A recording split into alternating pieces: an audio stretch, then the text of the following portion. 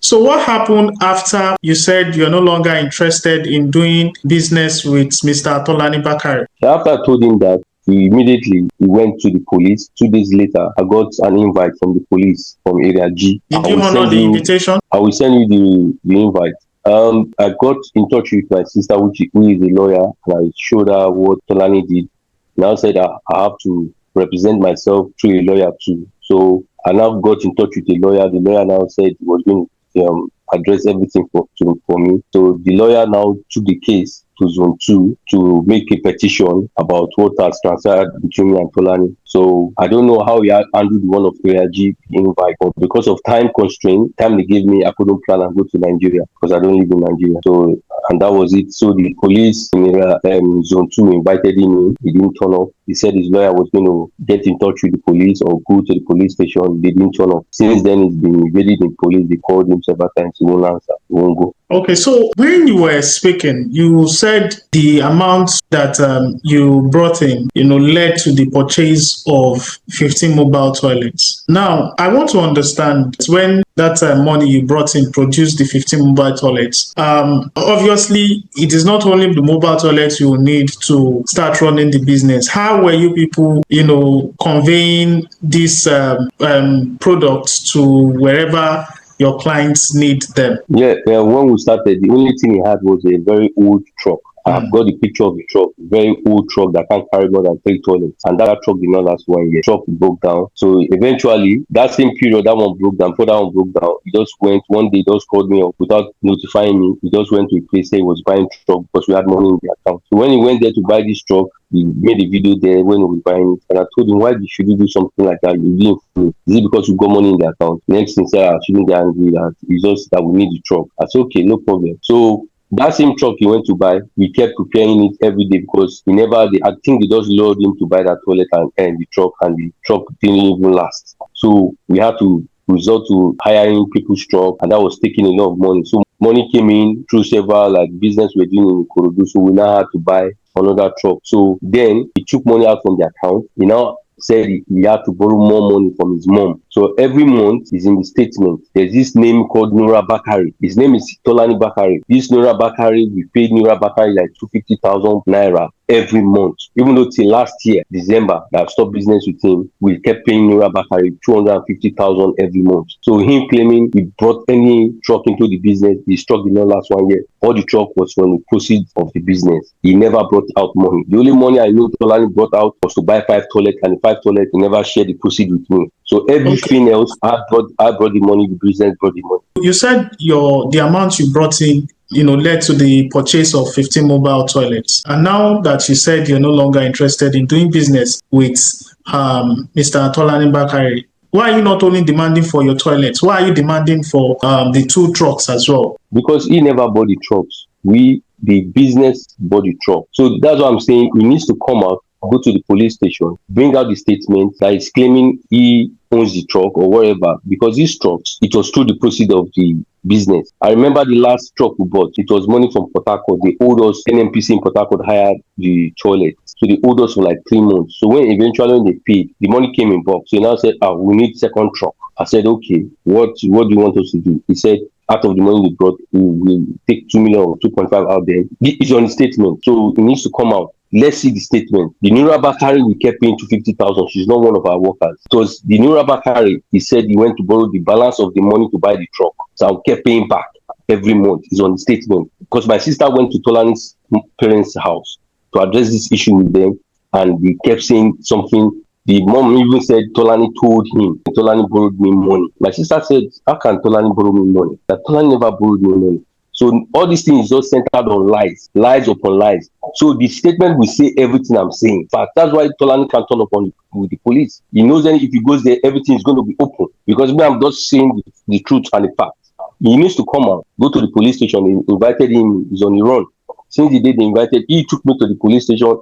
In fact, he even took the police and me to high court, saying the police are harassing him. These police have never even set their eyes on him. They said me have paid the police to harass him and all that. So he needs to come out, go to the police station. If he's got the proof, let him go and prove himself. See, everybody can see that, this is it. You've been talking about, money in the accounts At the point you were on a sharing formula of 60-40, and at the point you decided that it should be 50-50 based on mutual agreement. Now, where I'm going is that, going by the fact that you brought in such an amount within the space of the time that you people have operated before you decided that you are no longer interested, how much have you made? Me making money, I'm sure he's made more than me because he did some cash transaction he never accounted for. So I can't put a figure to it. But he needs to come and prove it with the statement. Any amount saying I've got, let him come and prove everything. I just want him to come clean. Let him come clean to the police and prove it to them. So then everybody is going to see how much I've made, how much is made. There's a part that I need you to help me clarify. You're talking about cash transaction. Are you saying you are not aware of anything that has to do with cash transaction as far as that business was concerned? Yeah, all through the course of the business, he never accounted for any cash. And even though during the course of one argument, I told him, bro, listen, I've been so fair with you. I never one day asked you for any cash transaction that I know you've been doing cash transaction. Alausa jobs, as I'm aware, the Alausa don't transfer. They always pay cash. And he's been doing Alausa jobs. Even though it's 500, 1 million you do with Alausa, they will pay you in cash. He never one day accounted for any cash transaction. But why were you not concerned about this? It is a business that you brought out money, you understand, with the hope of getting return on investment. Why were you not? Was it that you were contented with what you were seeing based on transactions that reflected in you people's account statements? Why were you not bothered about the cash transaction? I'm not there. I'm not in Nigeria. I always told him that he should be honest with me. And I know it's very difficult when you tell people things to be honest, but there's no way in this kind of business, there's no way if they give him cash, if he doesn't come up with it. That's why I always put it to him that I know. It's not that I'm foolish. I know, I've put it to him, but I know that you do cash transaction. I've never asked you. Just to make him understand that even though the staff, I've never talked to them behind him. None of the staff. I've got some of their numbers. I never in my life, because eventually he sacked one of the workers just because that one told him. I called him and I never spoke to that guy. God is my witness. I never one day spoke with any of the staff. I got their numbers, like two of them. I got one blessing. I got Abby. The Abby sacked Abby because Abby just told him, because he told Abby that me and him we had issues. Abby now said, was that why I called him? He said, Abby, Idowu called you. Abby said they even went to the fact that they were even sacking his phone. Him and his wife, they were sacking Abby's phone. Even though the blessing, that's his landlord's daughter, I've never called anybody behind him, but because he thinks he's smart, even though I noticed he doesn't want me to talk to any of the staff.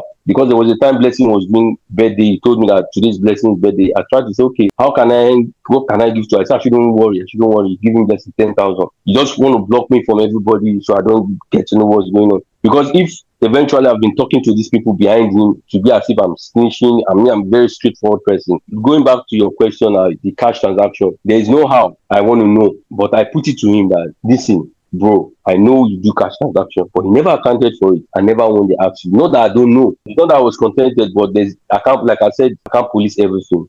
Okay, so as it stands now, do you have any belief or hope that you're going to recover your properties? Definitely, I will. He's been on the run. He's not granted the police invite, but I know no matter how he thinks he's smart, one day the hands of the law is going to get to him and they'll get him. So that's what I know.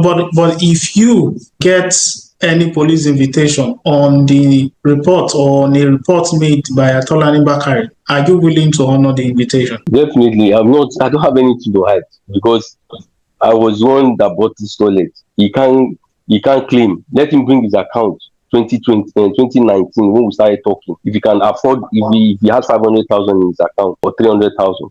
Okay, but why didn't you, based on what you said earlier on, when he first initiated the police report, your responses did not reflect that you actually gave adequate representation when the police invited you? January 26th, I told him I wasn't interested anymore. January 28th, I got an invite telling me to come before February the 4th. I will send you the receipt and the invite. I think the day they gave me like a week to show up. How for somebody that is trying to criminally take what doesn't belong to him, I will now travel to Nigeria. I've got family, I've got things to take care of. I'll just leave my work.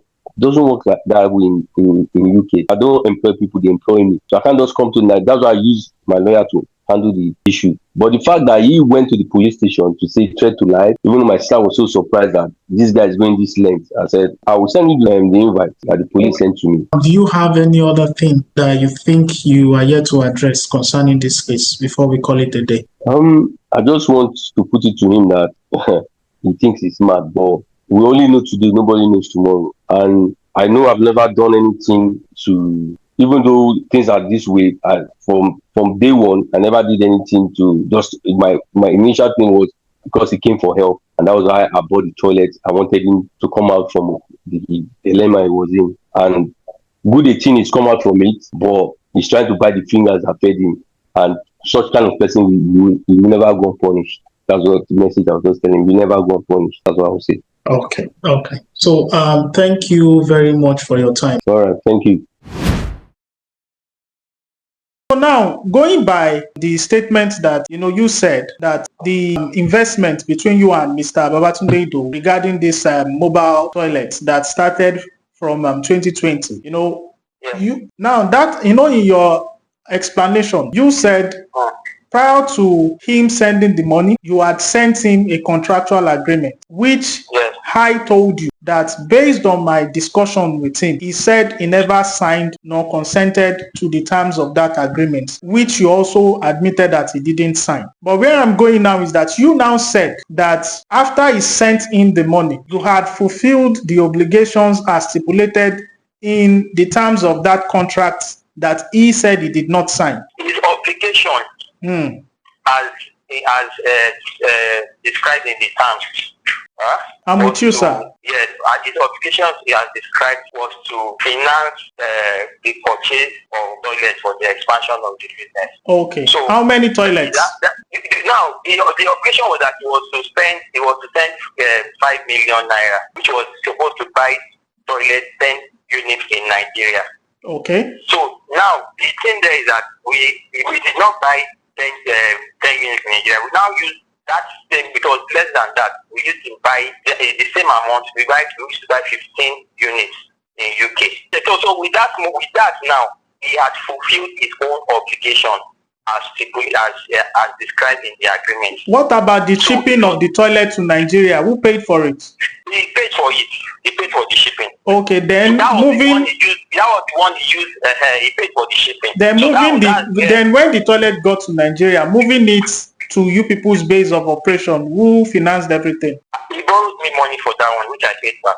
Okay. You said that when you people started discussing, and he sent you the 5 million naira. Although what he said was that the total cost you used in securing the purchase of the 15 mobile toilets was he spent around 13,000 pounds. Now, you said you sent an agreement, and he said, yes, I received an agreement, but I also said I can't sign that agreement. And when you also... No, let us know. Now, did you ask him when he said that? Okay, did he sign the agreement? No, I'm saying, did you ask him when he said that? He sent in a chat specifying that these are the conditions. That is after 5 years. What I'm asking is that now, did he tell you? Now I asked him this same thing that you are saying. He did not sign the agreement. Now, you said when he started talking about he is not well with the terms of that agreement, it was after 5 years, right? He is now saying that was not the case, that it was immediately you sent in that contractual agreement. After reading through, he made you understand that the terms of that agreement, he is not pleased with it, and that from then on, what you people were doing was trust-based agreements. Now, what he said was that you people were operating on a sharing formula of, No. We never operated on it. The sharing formula, like I explained, is that it takes 20% of revenue. There was a sharing formula. If there is now maybe another sharing formula issue that me and him agree to, let me know. See, okay, Mr. Bakare, if I may ask you now, you see, this thing is very straightforward. Now, this man has started with 13,000 pounds and he spent some other money, which you are claiming that he is using it to invest in your business. Now, he is saying now that this money that he used in purchasing this mobile toilet. That mobile toilet, since he is no longer interested in doing business with you because he felt that there's lack of accountability, and that you opened another account behind him that you've been using to operate. Once I opened that account. Mm-hmm. The moment he changed the agreement, he changed the terms, he changed the sharing formula. He changed it after 2 years. But did you inform him? Did I what? Did you inform him? Did you carry him along? He was the one that brought out a formula, which I had to agree to. No, you know, for transparency, for transparency, he brought out a formula that, okay, let us be operating by this, and you people deliberated on it, and from what you said, you agreed to it. Now, when you open the account, did you inform him ahead that, okay, I'll be opening the account? Because what he is terming the opening of that account without informing him is that there are some, businesses that might have been going into that place that he is not aware of, and he asked you for. Mr. Lambo, the account was not at his back. When I opened it, I told him, and that was about 3 years ago or so. When I opened it, when I was able to, when we started sharing the whole thing, that's maybe 2 or 3 years ago. When we started sharing, when he said he insisted on we sharing it 50-50, it was after that time my own. I borrowed my mom's borrowed the money. I started paying her. So when the came in, that was when I opened a separate account. He said you didn't inform him. That it was later he got to know about that account, and that for transparency. There was no way you will have seen. There was no way. Okay. I was the one. It was. I still remember vividly. Okay, now when he asked you, when he asked you that, okay, for transparency, can you send or share the statement of that new account that you opened, so that he would be able to verify the operations in that account? You understand? Mr.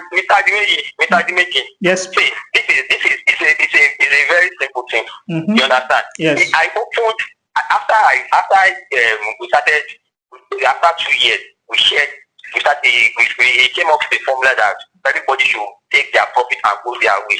You understand? So he took his profit and he does what he wants to do. Now, my own part, I used it to buy the toilet came in. There was a job with it. Why which toilet came in? Was it the toilets he purchased with his own £13,000, or the new ones that you purchased with your own money? That was. You know that when you started dealing with him, his involvement came with 15 mobile toilets. Now, before that 15 mobile toilets came in, how many toilets did you have? 3 toilets. Now, in the course of you people doing business after his own and a truck. Now, in the course of you people doing business after he brought in his own 15 mobile toilets, right?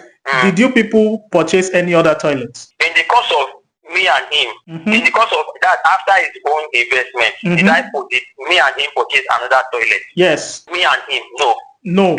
Okay. Did you purchase any other toilets? That after 2 years when he changed the terms of agreement. Okay. You purchased another set of toilets. So now, as it stands now, from the onset, you presented an agreement to him. He didn't sign the agreement. Is that correct? But he consented to it. He didn't sign, but he consented to it. How did he consent to it? By sending the money. By sending the money, it means he consented to the agreement that he never signed. Yeah. That was the only part. That was the only role he had to play in the whole thing. And for my own role to play. Okay. Now that he's saying or stating that he no longer wants to deal, he no longer wants to have business relations with you. He said he needs after 5 years. He said after he said he needs. No, let me explain his terms to you. What he told me. He said now that he no longer wants to have any dealings with you. You know what you can do, sir. He said he needs his mobile toilets back. Are you saying he's not entitled to those mobile toilets that he purchased with £13,000? What do you say? Are you saying he's not entitled to those 15 mobile toilets that he purchased with 13,000 pounds. Now that he's saying that he's no longer in business. He did not purchase the toilet. He invested in my business, and we had a terms of agreement. But you admitted that it was the money he gave you that you used in purchasing the 15 mobile toilets, even though he said he was the one that bought it in UK. So in a nutshell, sir, if I'm to understand you, what you are telling me now is that despite the fact that this man parted with 13,000 pounds, that you said, hello, sir. That you said, that 30,000 pounds is what he told you. Is what he said the mobile toilets costs. That was what he said. That's what he told you. Yes. That's what he told you. Yes. So now you can request for the receipt. You understand? It's part of the document that is with him.